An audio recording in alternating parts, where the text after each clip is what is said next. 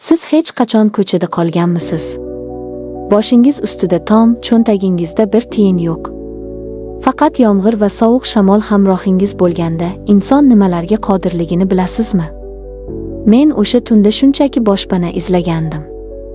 Eski dugonam Dilnozaning eshigini qoqqanimda, bu eshik nafaqat issiq uyga, balki mening hayotimni ostin-ustun qilib yuboradigan do'zaxiy ehtirosga ochilishini tushimda ham ko'rmagandim. Dushxonadagi bug' begona erkakning nafasi va dugonamning bir qadam narida ekanligi. Bu hikoya xiyonat haqida emas, bu tubsizlikka qulash haqida. Tinglang, bu mening iqrorim. 2023-yilning kuz oqshomi edi. Oktyabr oyining oxirgi shanbasi.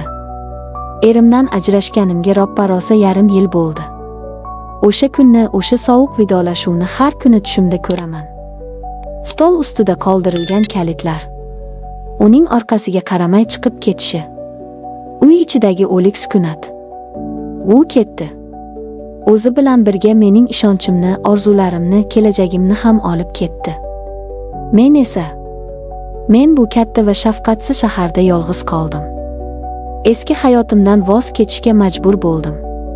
Shahar chekkasidagi devorlari nam tortgan, derazalardan shamol uvillab kiradigan eski bir xonadonni ijaraga oldim. Bu uy emas, shunchaki boshpana edi. Kechalari shiftga tikilib yotar ekanman, qo'shnilarning janjalini, ko'chadagi daydi itlarning vovullashini eshitardim.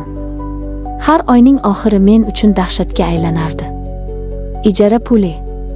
Bu so'z mening bo'g'zimga yopishgan qo'l kabi edi. Ishlayman, tinim bilmayman, lekin topganim ro'zg'or va ijaradan ortmaydi. O'zim bilan o'zim kurashib yashardim. Mana bugun ham o'sha kun keldi. Ishdan charchab, holdan toyib qaytayotgandim. Tashqarida kuzning zaharli yomg'iri sharros quyayotgandi. Oyoq kiyimim o'tib ketgan, ko'ylagim shalabbo. Faqat bitta narsani, tezroq o'sha sovuq bo'lsa ham, o'z uyimga kirib, ko'rpaning tagiga berkinishni xohlardim. Lekin taqdirning men uchun tayyorlagan rejasi boshqa ekan. Eshik oldida uy egasi, semiz, badqovoq ayol turardi. Uning nigohi yomg'irdan ham sovuqroq edi. "Pul bormi?" deb so'radi u salom-aliksiz. "Xola, iltimos. 3 kun muhlat bering. Oyligim kechikdi" deb yolvordim. "Yo'q. Bugun to'lamasang kirish yo'q. Narsalaringni olib chiqib ket" dedi u qat'iy. U eshikni qulflab oldi. Men ko'chada yomg'ir ostida qoldim. Qo'limda kichkina sumkam, cho'ntagimda esa umidsizlik. Qayerga boraman? Kimga sig'inaman? Ota-onam uzoqda, ularga dardimni aytib siqqim kelmadi. Qaltirab telefonimni oldim. Kontaktlar ro'yxatini titkiladim. Ko'zim bir ismga tushdi. Dilnoza. Bolalikdagi dugonam. Yillar davomida gaplashmagan, har xil yo'llardan ketgan dugonam. U boy badavlat oilaga kelin bo'lganini eshitgandim. Ikkilandim. G'ururim yo'l qo'ymasdi. Lekin sovuq suyak-suyagimdan o'tib ketgandi. Qo'ng'iroq qildim. Uzoq gudoklar. Ko'tarmasa kerak deb o'yladim. Alo. Tanish, lekin biroz begonalashgan ovoz eshitildi. Dilnoza. Bu menman. Iltimos, yordam ber. Bir kechaga joy kerak dedim yig'lamsirab. U jim qoldi. Bu sukunat men uchun asrdek tuyuldi. So'ng qisqa javob berdi. Kel. Manzilni tashlayman. Dilnozaning uyiga yetib borganimda o'zimni xuddi boshqa sayyoraga tushgandek his qildim. Shahar markazidagi hashamatli ko'p qavatli uy. Liftning o'zi mening ijaraga olgan uyimdan toza va yorug' edi. Eshikni Dilnoza ochdi. U o'zgargan edi. Yuzida o'ziga bo'lgan ishonch, kiyimlarida did, harakatlarida aslzodalarga xos viqor bor edi. "Kir" dedi u jilmayib. Bu tabassumda eski qadrdonlik ham, biroz achinish ham bor edi. Ichkariga qadam qo'yganimdan boshlab nafasim tiqilib qolgandek bo'ldi. Hamma narsa yaraqlagan, yo'lakda qimmatbaho gullar, devorlarda rasmlar. Havoda qimmatbaho atir va yangi damlangan qahva hidi taralgandi. Uning hayoti muvozanatda, hamma narsa joy-joyida ekanligi shundoq sezilib turardi. Mening hayotim esa shunchaki vayrona edi. Biz oshxonaga o'tdik. Dilnoza menga issiq qahva va shirinliklar qo'ydi. Hayot qiyin, dedi u piyolani uzatib ko'zlarimga tikilib. Lekin har bir qiyinchilikdan keyin yengillik keladi. Men hali o'sha yengillikni topolmadim, dedim achchiq jilmayib. U menga diqqat bilan qaradi. Ko'zlarida ortiqcha savol yo'q edi, faqat tushunish bor edi. U mening shalabbo kiyimimga, qaltirayotgan qo'llarimga qaradi. Yomg'irda qolibsan, muzlab ketibsan. Yur, dush qabul qilib ol, dedi u muloyim ovozda. Yengil bo'lasan. Dush qabul qilish. Bu taklif menga xuddi jannatga kirish taklifidek eshitildi. Issiq suv, toza xona.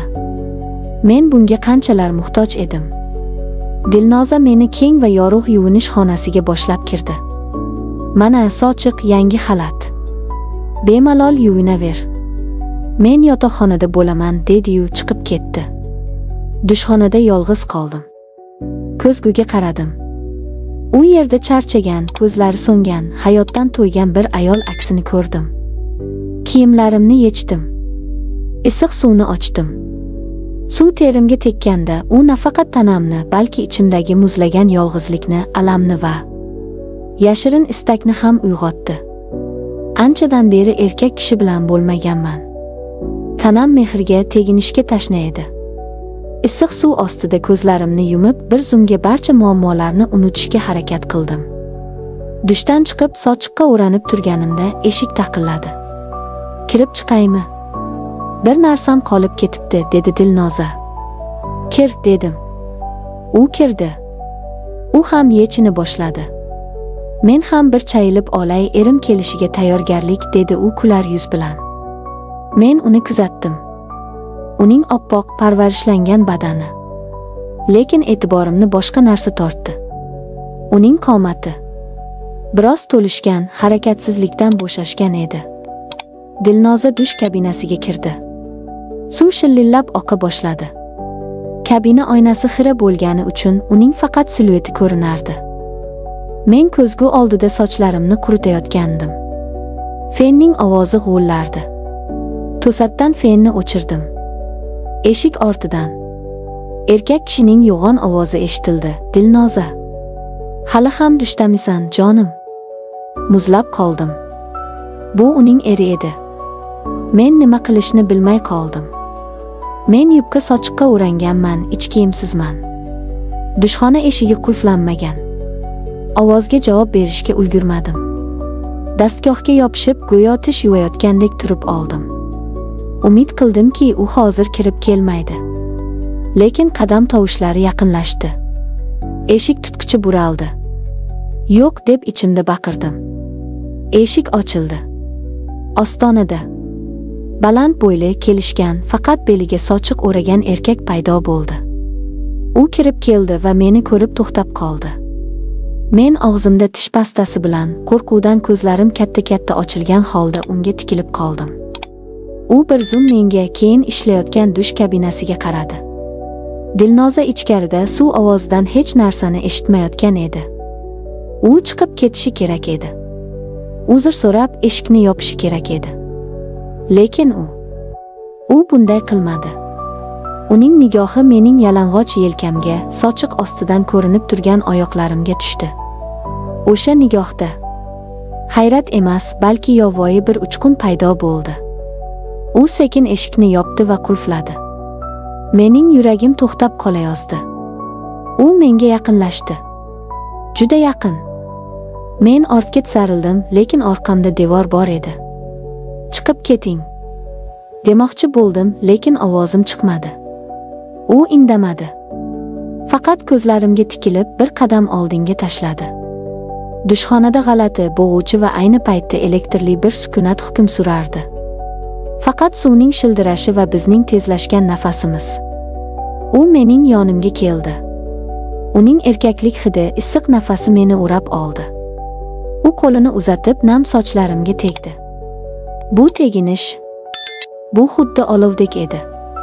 Qo'rquv bilan birga yillar davomida uxlab yotgan, bosilgan ehtirosim uyg'ondi. Men dugonamga xiyonat qilishni istamasdim. Men bu uyni buzishni istamasdim. Lekin shu lahzada Men ojiz edim. U orqamga o'tdi.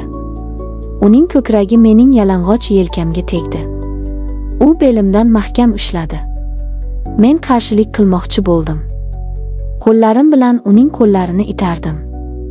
Lekin u kuchli edi.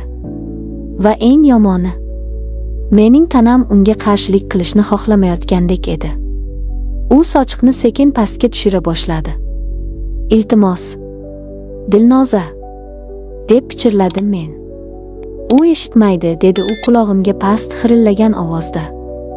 U band. O'sha daqiqada dush kabinasining eshigi qiya ochildi. Men o'lib qolayozdim. Tamom. Hozir hammasi tugaydi, deb o'yladim. Dilnozaning qo'li ko'rindi. U shampun shishasini qidirayotgandek edi. Biz ikkimiz ham haykaldek qotib qoldik. Uning eri meni o'ziga yanada mahkamroq bosdi, go'yo meni o'z tanasi bilan to'sib qolmoqchi edi. Dilnoza shampunni oldi va eshikni qayta yopdi. Biz chuqur nafas oldik. Bu xavf, bu adrenalin bizni yanada junbishga keltirdi. U meni ko'tarib oynali stol ustiga o'tkazdi. Endi ortga yo'l yo'q edi. Uning harakatlari dadil va talabchan edi. Mening tanam og'riq va lazzat aralash bir olov ichida yonardi. Uning har bir teginishi, har bir harakati meni dunyodan uzib qo'ygan edi. Men tovush chiqarmaslik uchun labimni tishladim. Dushdagi suv ovozi bizning sirimizni yashirib turardi. Bu xiyonat edi. Bu eng tuban ish edi. Lekin shu bilan birga bu mening yolg'iz, sovuq va azobli hayotimdagi eng yorqin, eng unutilmas lahza edi. Biz xuddi o'g'rilardek shoshib, ehtiros bilan, vaqt bilan poyga o'ynardik.